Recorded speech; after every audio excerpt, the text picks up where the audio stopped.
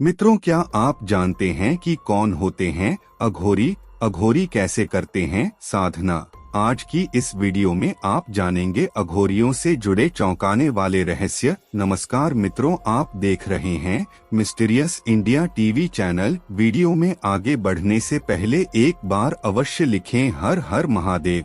मित्रों, सिंहस्थ के निकट आते ही उज्जैन में साधु संतों का डेरा जमने लगता है। इस विशाल महाआयोजन में सबसे ज्यादा अगर कोई आकर्षण का विषय है तो वह है अघोरी। वे साधु जो कापालिक क्रिया करते हैं, वे जो तांत्रिक साधना श्मशान में करते हैं और वे जो भस्म से लिपटे होते हैं, जिनसे आमजन स्वाभाविक तौर पर डरते हैं।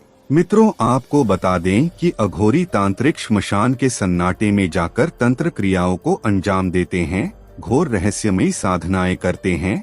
वास्तव में अघोर विद्या डरावनी नहीं है, उसका स्वरूप डरावना होता है। अघोर का अर्थ है प्लस घोर। अघोर यानी जो घोर नहीं हो, डरावना नहीं हो, जो सरल हो, जिसमें कोई भेदभाव नहीं हो। अघोर बनने की पहली शर्त है अपने मन से घृणा को निकालना। अघोर क्रिया व्यक्ति को सहज बनाती है। मूलतः अघोरी उसे कहते हैं जो शमशान जैसी भयावह और विचित्र जगह पर भी उसी सहजता से रह सके जैसे लोग घरों में रहते हैं। ऐसा माना जाता है कि अघोरी मानव के मांस का सेवन भी करता है। ऐसा करने के पीछे यही तर्क है कि व्यक्ति के मन से घृणा निकल जाए। जिनसे समाज घृणा करता है, अघोरी उन्हें अपनाता है। लोग श्मशान, लाश, मुर्दे के मांस व कफन से घृणा करते हैं, लेकिन अघोर इन्हें अपनाता है। अघोर विद्या भी व्यक्ति को हर चीज के प्रति समान भाव रखने की शिक्षा देती है। अघोरी तंत्र को बुरा समझने वाले शायद यह नहीं जानते हैं कि इस विद्या में लोक कल्याण की भावना है। अघोर विद्या व्यक्ति को ऐसा बनाती है जिसमें वह अपने पराये का भाव भूलकर हर व्यक्ति को समान रूप से चाहता है, उसके भले के लिए अपनी विद्या का प्रयोग करता है। अघोर विद्या के जानकारों का मानना है कि जो असली अघोरी होते हैं वे कभी आम दुनिया में सक्रिय भूमिका नहीं रखते, वे केवल अपनी साधना में ही व्यस्त रहते हैं। अघोरियों की पहचान ही यही है कि वे किसी से कुछ मांगते नहीं हैं। क्या है अघोर पंथ?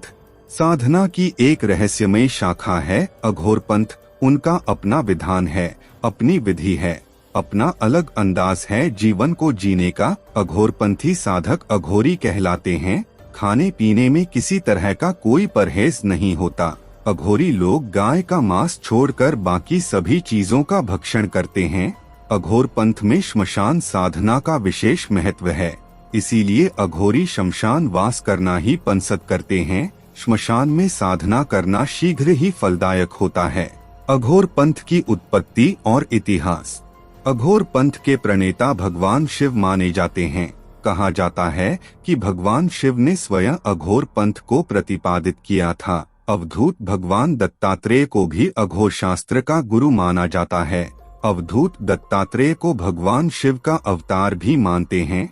अघोर संप्रदाय के विश्वासों के अनुसार ब्रह्मा, विष्णु और शिव इन तीनों के अंश और स्थूल रूप में दत्तात्रेय जी ने अवतार लिया। अघोर संप्रदाय के एक संत के रूप में बाबा किनाराम की पूजा होती है। अघोर संप्रदाय के व्यक्ति शिव जी के अनुयायी होते हैं। इनके अनुसार शिव स्वयं में संपूर्ण हैं और जड़ चेतन समस्त रूपों में विद्यमान हैं। इस शरीर और मन को साध कर और जड़ चेतन और सभी स्थितियों का अनुभव करके और इन्हें जानकर मोक्ष की प्राप्ति की जा सकती है। अघोर संप्रदाय के साधक समदृष्टि के लिए नर मुंडों की माला पहनते हैं और नर मुंडों को पात्र के तौर पर प्रयोग भी करते हैं। चिता के भस्म का शरीर पर लेपन और चिताग्नि पर भोजन पकाना इत्यादि सामान्य कार्य हैं। अघोर दृष्टि में स्थान भेद भी नहीं होता, अर्थात महल या श्मशान घाट एक समान होते हैं। प्रमुख अघोर स्थान। वाराणसी या काशी को भारत के सबसे प्रमुख अघोर स्थान के तौर पर मानते हैं। भगवान शिव की स्वयं की नगरी होने के कारण यहाँ विभिन्न अघोर साधकों ने तपस्या भी की है। यहाँ बाबा कीनाराम का स्थल एक महत्वपूर्ण तीर्थ भी है। काशी के अतिरिक्त गुजरात के जूनागढ़ का गिरनार पर्वत भी एक महत्वपूर्ण स्थान है। जूनागढ़ को अवधूत भगवान दत्तात्रेय के तपस्या स्थल के रूप में जानते हैं। अघोरियों का स्वभाव।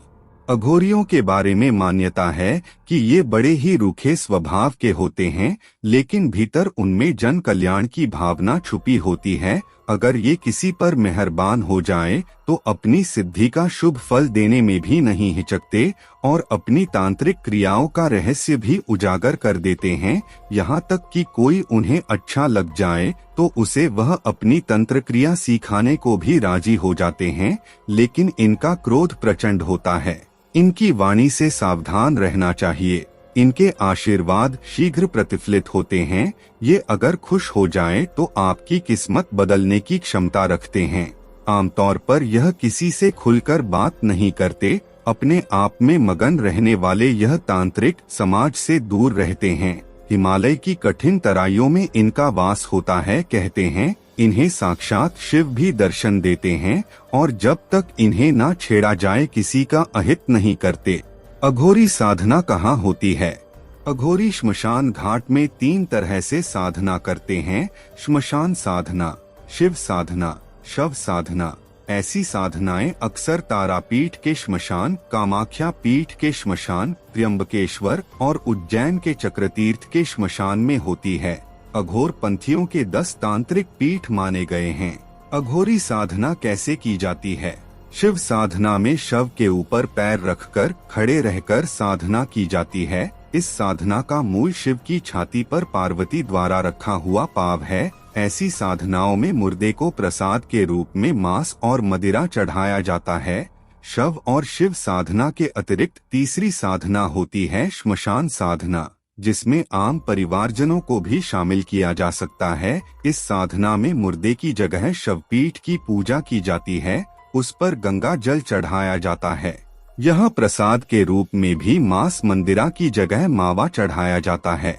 अघोर पंथ की 3 शाखाएं। अघोर पंथ की 3 शाखाएं प्रसिद्ध हैं। औघड़, सरभंगी, घुरे। इनमें से पहली शाखा में कल्लू सिन्हा व कालूराम हुए, जो किनाराम बाबा के गुरु थे। कुछ लोग इस पंथ को गुरु गोरखनाथ के भी पहले से प्रचलित बतलाते हैं और इसका संबंध शैव मत के पाशुपत अथवा कालामुख संप्रदाय के साथ जोड़ते हैं। तो मित्रों, डरावने और भयानक दिखने वाले अघोरी साधु के बारे में ये तथ्य जानकर अब आप भी हैरान हुए या नहीं?